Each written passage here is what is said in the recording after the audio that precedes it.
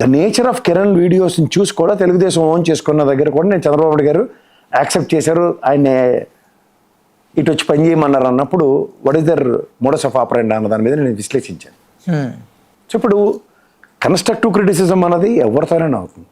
ఇప్పుడు మీరు జర్నలిస్ట్గా, నేను జర్నలిస్ట్గా, లేదంటే మనకు ఒక ఎక్స్ప్రెషన్ ఉంది కాబట్టి అన్న విషయం మాట్లాడుతున్నప్పుడు దాని కాన్సిక్వెన్సెస్, రిప్రికేషన్స్ రీడ్ చేయడం రావాలి. మనం ఎవరో మనోభావాలు గాయపరిచేలా మాట్లాడుతూ అనవసరమైన పర్సనల్ విషయాల్ని ప్రజావేదికల్లో చర్చనీయాంశాలు చేయడం ఎంతవరకు సమంజసం? ఇప్పుడు సెన్సిటివిటీ అన్నది క్యారీ అవుతూ ఉంటుంది ఎవరికైనా సరే.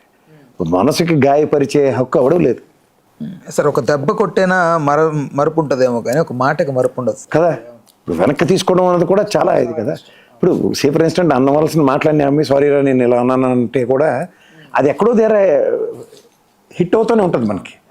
ఇప్పుడు మీకు నాకు చిన్న మాట తేడా వచ్చింది అనుకోండి, ఎగ్జాంపుల్ లైఫ్ లాంగ్ మన ఇద్దరం సారీలు చెప్పుకొని రోజు కలుస్తున్నా సరే ద ఒరిజినల్ మనకి ఇనిషియల్ డేస్లో ఉన్న అది ర్యాపో ఉండదు 100%. సరే కానీ అన్నట్టుగా ఉంటుంది. సో అట్లా మనకి తెలిసిన విషయాల్లో ఇతను ప్రవర్తన అతడు ఆ విధంగా ఆ ట్వీట్ చేసి అతన్ని ఆమె ప్రాణం పోవడానికి కారణమైన తర్వాత, అమ్మాయి ఏమో చిన్నపిల్ల కాదు, 2 పిల్లలు ఉన్నారు ఆవిడకి,